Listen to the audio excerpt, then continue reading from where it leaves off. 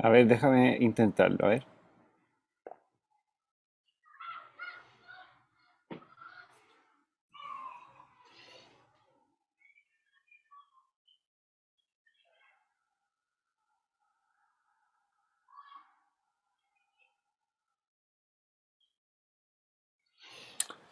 ¿Ven mi pantalla ahí?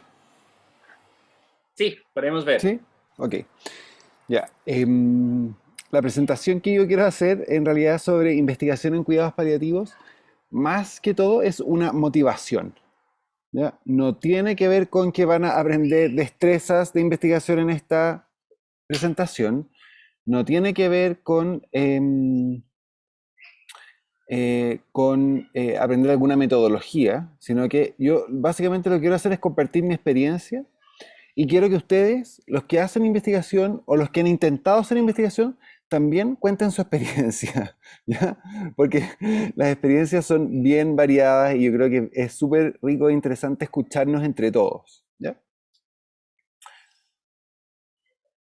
Ya. La investigación para muchos puede ser realmente, como decimos aquí en Chile, muy una lata, así decimos nosotros, muy fome, ¿ya? Y las experiencias en general, cuando son negativas, tienden a teñir mucho la experiencia en el futuro, ¿ya? Yo creo que muchos de ustedes probablemente tuvieron experiencias en el inicio, en su vida universitaria o empezando a trabajar, que tuvieron experiencias que pueden ser bien frustrantes.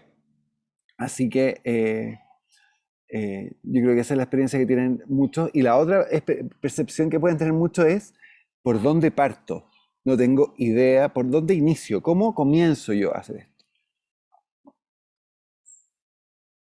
Entonces, brevemente, dos o tres, si pueden hacerlo, si pudieran alguno contar experiencia breve, cortita, contar un poquito sobre su experiencia en investigación. Alguien que haya tenido una experiencia positiva y alguien ojalá que haya tenido una experiencia a lo mejor no tan buena. Llevamos harto tiempo acá, así que podemos tener la confianza para presentar. ¿Alguien que levante la mano?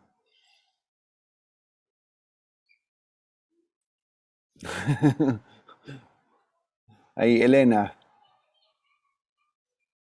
por Sí, favor. Pedro, sí, no sé si quieres que hable ahora. Yo Dale, tengo, dale, la dale. verdad, Sí. experiencia muy positiva, y con vos también, Pedro, porque nosotros tenemos la red Impal en Valium, hacemos mucha investigación, vos sos parte, tanto como yo, de la investigación COLIV, y francamente es positiva. A veces me agoto, porque en realidad hay que hacer las entrevistas, las quanti, bueno, pero las quali y grabarlas y desgrabarlas, bueno, un montón de procesos, pero creo que los resultados son muy satisfactorios. Tenemos varias, yo inclusive he coordinado algunas investigaciones que fueron financiadas por el Instituto Nacional del Cáncer y realmente creo que es tedioso, pero el resultado es positivo y además creo que los paliativistas tenemos que investigar y tenemos que publicar, porque creo que esto es muy importante para sostener nuestro trabajo. Muchísimas gracias por tu intervención, Elena. Por supuesto, nosotros trabajamos juntos con Elena y otras personas, ¿cierto? Con Vilma Tripodoro y un tremendo grupo liderado por el Grupo de Buenos Aires. Y la verdad es que ha sido una experiencia muy positiva. Y te agradezco lo que tú describes, que es esta experiencia que es como un trabajo de hormiga, en realidad. Mm. Que básicamente es muchas actividades pequeñitas, pequeñitas, pequeñitas, que finalmente cuando se termina el proyecto uno logra identificar o hacer realmente un aporte y eso uno lo ve al final. Entonces necesitamos harta como constancia. Y lo mismo y reforzar el segundo punto, que es que nosotros necesitamos investigar en paliativo. La mayor parte de la literatura internacional no es de América Latina. Y los factores culturales influyen muchísimo en la experiencia de cuidados paliativos. Entonces, cuando nosotros nos dicen en un paper escrito en Estados Unidos que hay que entregarle toda la información al paciente siempre, nosotros sabemos que aquí en América Latina tenemos que ser mucho más cautos que eso. Pero eso no lo hemos reportado porque no investigamos en el tema y no sistematizamos la información. Así que muchas gracias por tus dos puntos. Shirley. Sí, buenas noches.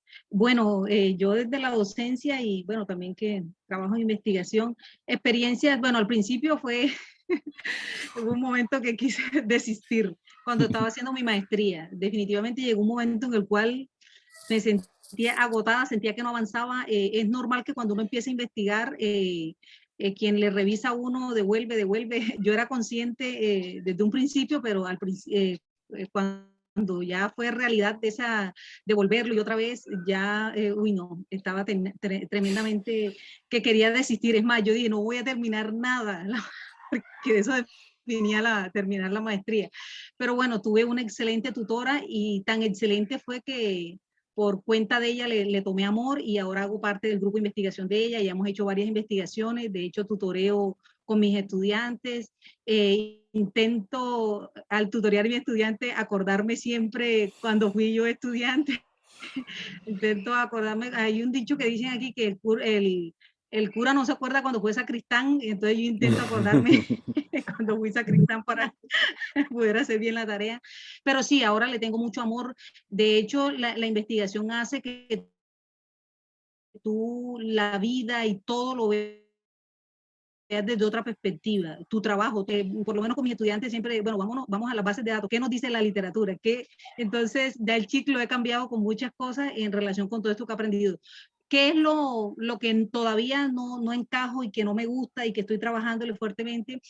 Es que tú a veces le dedicas mucho tiempo a esto, y lo digo porque yo a veces me evalúo y digo, hombre, las vacaciones estoy dándole como a estos proyectos y de pronto todo el mundo chévere vacacionando y tú todavía mejorar esa parte que tú como que te desanimas porque tú envías los productos a la revista y eso te demoran y no, o sea, eso es lo que a mí, le digo, me tiene mareada, como diría uno aquí en Colombia y en Cartagena.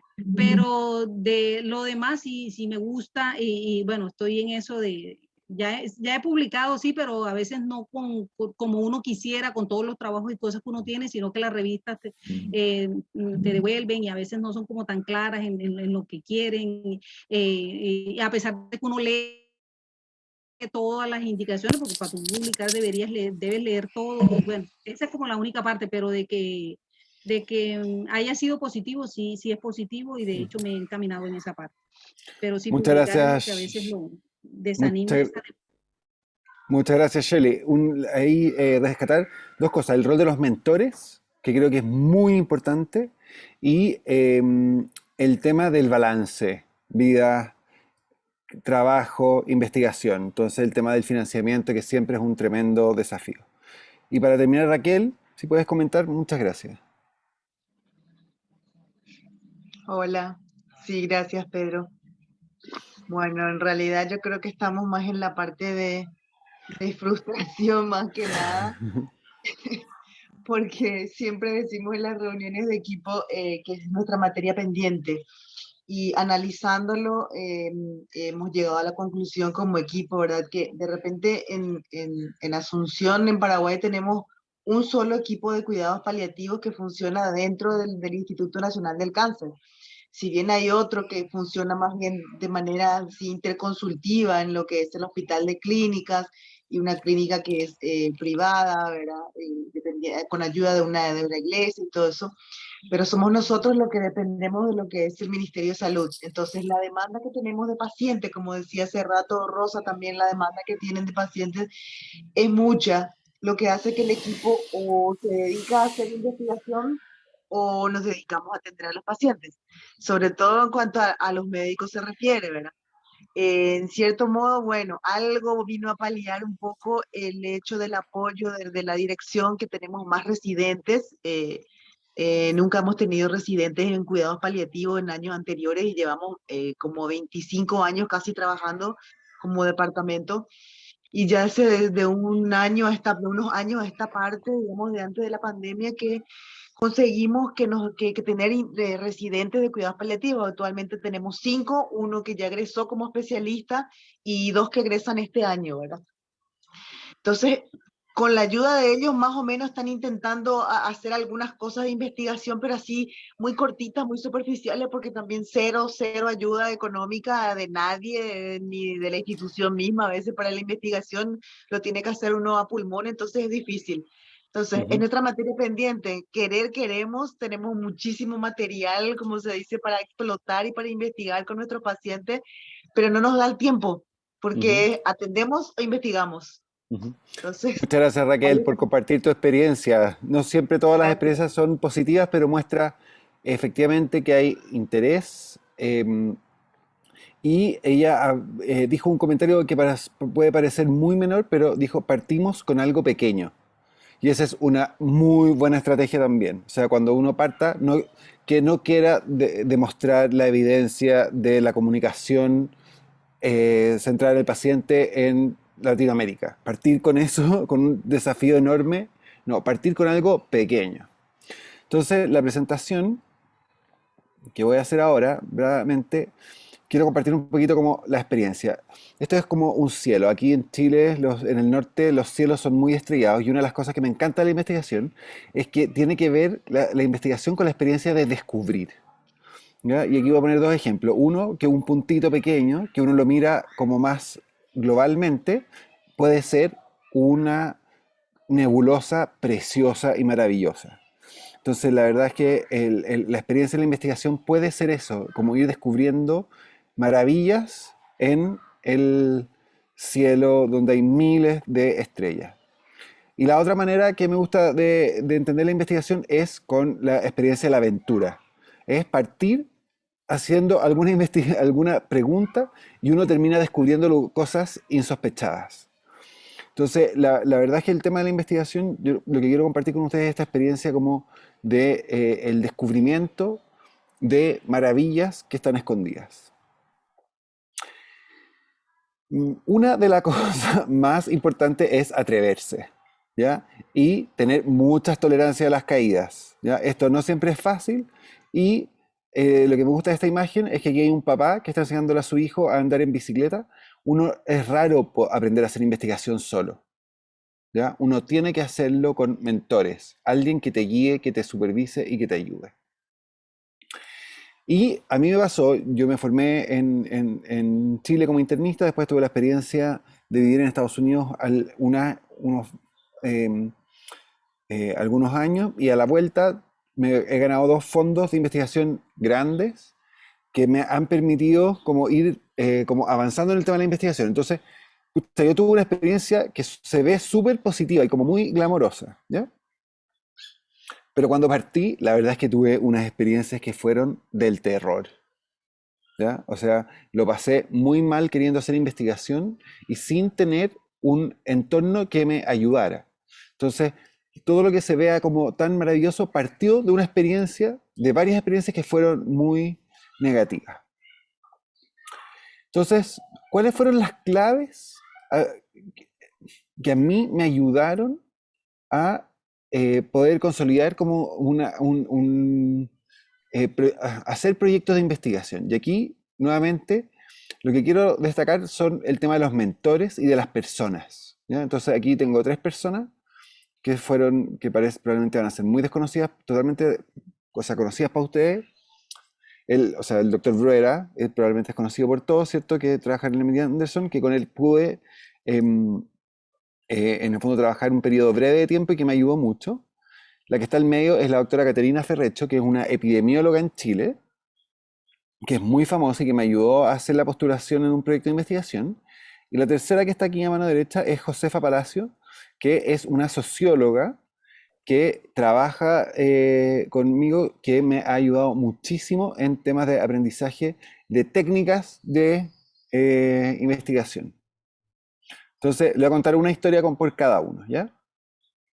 Primero, en el fondo, el doctor Bruera lo que me ayudó fue en aprender, fue una guía y me enseñó a entrenar, ¿ya? Yo realmente no tenía nada de experiencia y él en su guía me enseñó, y que fue bien importante, a darme cuenta de que yo tenía la capacidad de poder hacer investigación. Entonces, creo que el rol que comentaba alguno de ustedes, ¿cierto? En esta como la mentoría, ¿cierto? Lo que hace es darte la confianza para reconocer que tú como alumno eres capaz de aprender.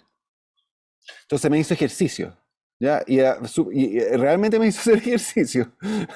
Entonces, ¿qué cosas me ejercitó? En habilidades de investigación. Uno, cómo hacer una revisión de la literatura, por ejemplo. Después, cómo escribir un protocolo de investigación. Cómo analizar o resumir datos. Y cómo escribir un artículo. Si uno pudiera pensar en cuáles son las 4 habilidades de un investigador, tiene que ver con estas cosas. Y si uno puede practicar hacer cada una de ellas por separado, uno va desarrollando las habilidades que permiten hacer un proyecto de investigación. Entonces, lo primero es que hacer investigación implica varias habilidades diferentes. ¿Ya?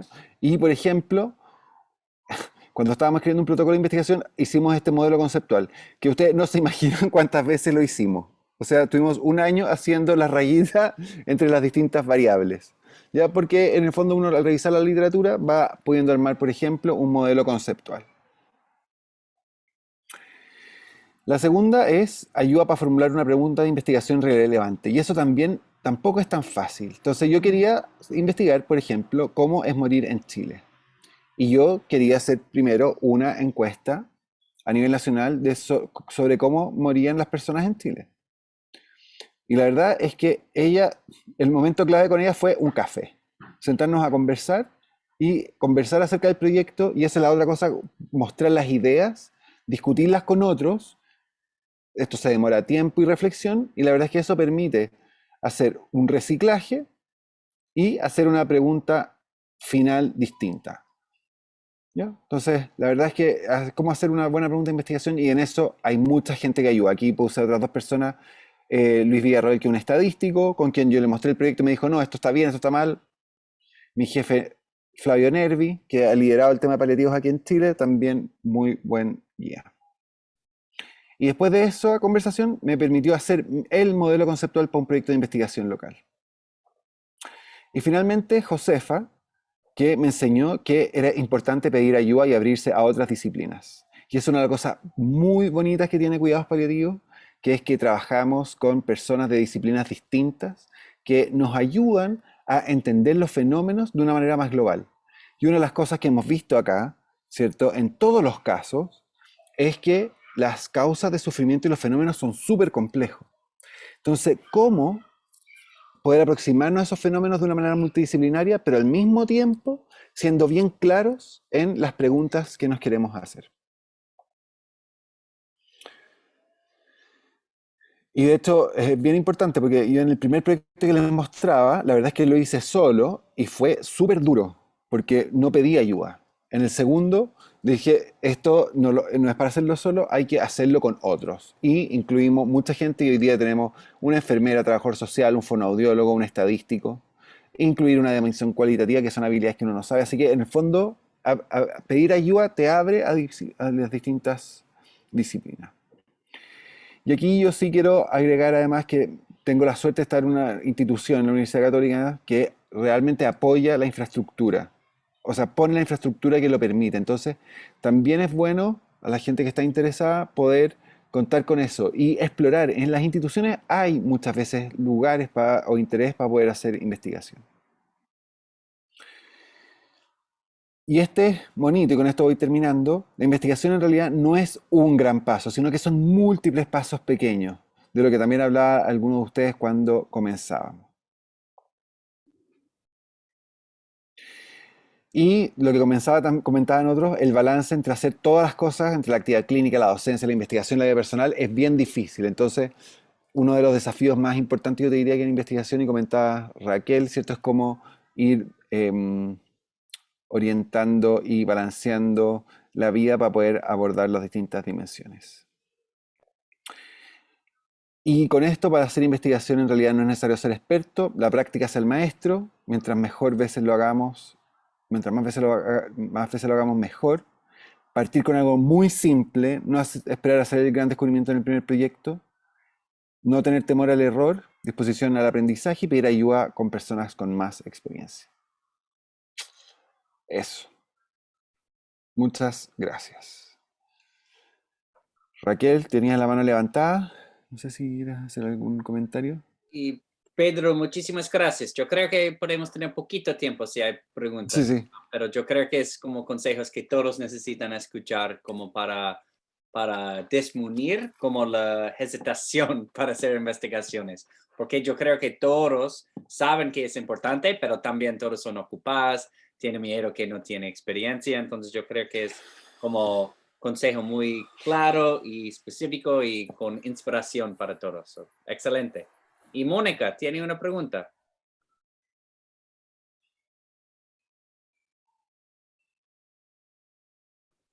Mónica Villalobos. Y si no, alguien más tiene Ahí, por preguntas. favor, no sé si me escuchan. Ahora Perdón, sí. Ahí había sí. estado mi micrófono cerrado. Yo quería preguntarle cómo se comporta el Sistema Nacional de Salud allí, por ejemplo, en Chile, porque nosotros tenemos primero muchas trabas y luego muchas demoras, especialmente cuando se trata de tener la aprobación para cualquier tipo de proyecto de investigación en el Ministerio de Salud Pública por el Comité de Ética. O sea, tenemos demoras como que tú presentas el proyecto para que te aprueben y tarda de 4 a 5 meses en que te envíen unas observaciones y luego vuelven a entrar y tardar el mismo tiempo para ser aprobado. Mientras tanto, se ha perdido mucho tiempo y eso a pesar de que en las instituciones la mayoría de hospitales tienen sus propios comités de ética. Peor aún cuando realmente se trata, por ejemplo, de un ensayo, de una investigación en la que en el caso de topar a una población vulnerable como es la que está sometida a cuidados paliativos.